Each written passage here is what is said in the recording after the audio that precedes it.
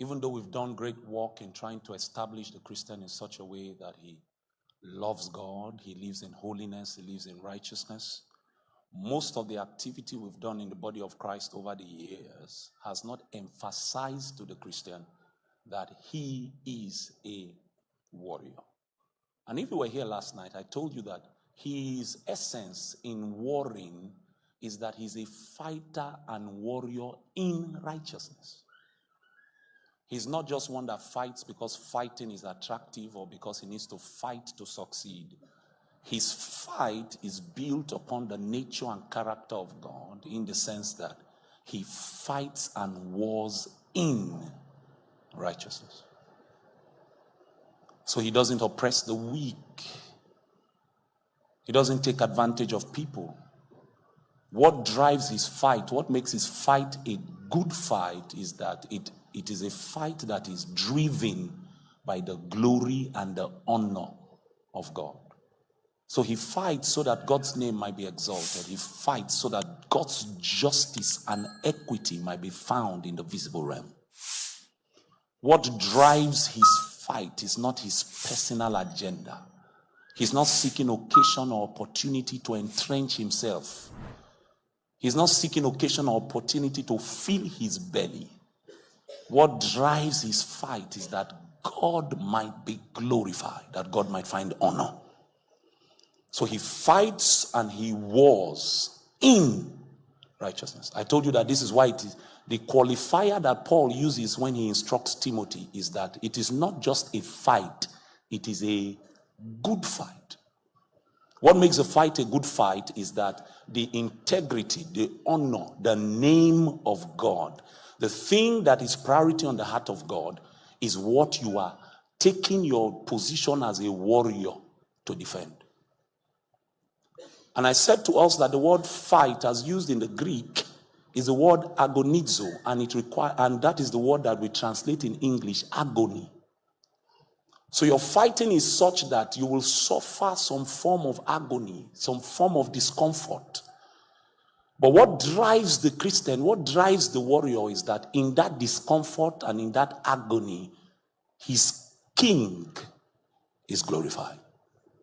And his king takes all the honor. So what does the Christian fight against? He fights one against sin. He fights against sin. If we look upon the landscape, you will find out that sin continues to encroach upon the existence of man, such that even in the body of Christ, it is difficult to distinguish between right and wrong. All kinds of things are being allowed into the body now, and people are making excuses for certain behavior, all in the name of trying to make the gospel more attractive. So the Christian must fight against sin. And in fighting against sin, your number one enemy will be yourself. So when you hear Paul speak, Paul will say that this is what I do. I put my body under subjection. If I don't discipline my body, the very thing I'm trying to fight against, might find expression in my own civilization. So I put my body under subjection, such that the thing that is available in the territory will not find expression in my own life. For instance, if you do ministry in the South, where I'm from, one of the things you will have to contend against is sexual immorality. Sexual immorality.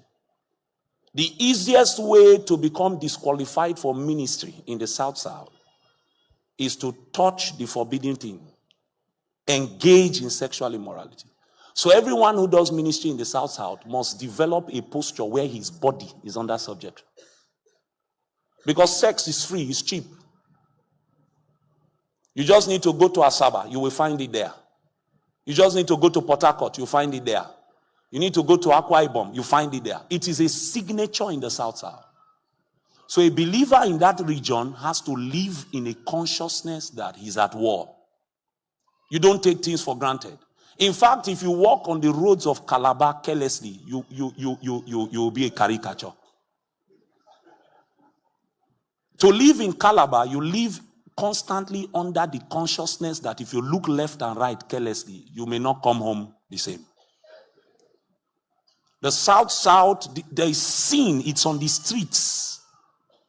It's on the streets, it's visible, it's tangible. So the Christian who survives at this time must be able to identify the various exposures, the expressions by which Satan is using to bring sin and ensure that he is one of the defenses that God has in the land.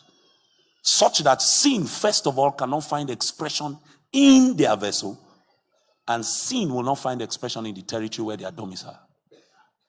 So the Christian now becomes a defense. I was saying to us yesterday that if you look at Ezekiel 22, every defense system that the Lord put in place collapsed. The priest was supposed to be a defense, but they became profaned. The prophet was supposed to be a defense, but he began to prophesy falsely. The princes were supposed to be a defense, but they began to act as ravenous wolves. The sheep of the Lord's pasture that was under their care, they began to feed on them. Invariably, as those defenses collapsed, the Bible now says the people now began to commit sin. The atrocities that we could find in the people was consequent upon the fact that every of the Lord's defense system in the men that he put in place began to live in sin. If you've been around our circles long enough, we teach people that you cannot take a territory if what is in the territory can still be found in your own life.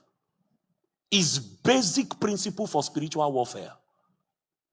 If the predominant spirit in the territory is one of deception and lying, and you yourself, that spirit can still find expression in your vessel, then you are not qualified to demand for that territory.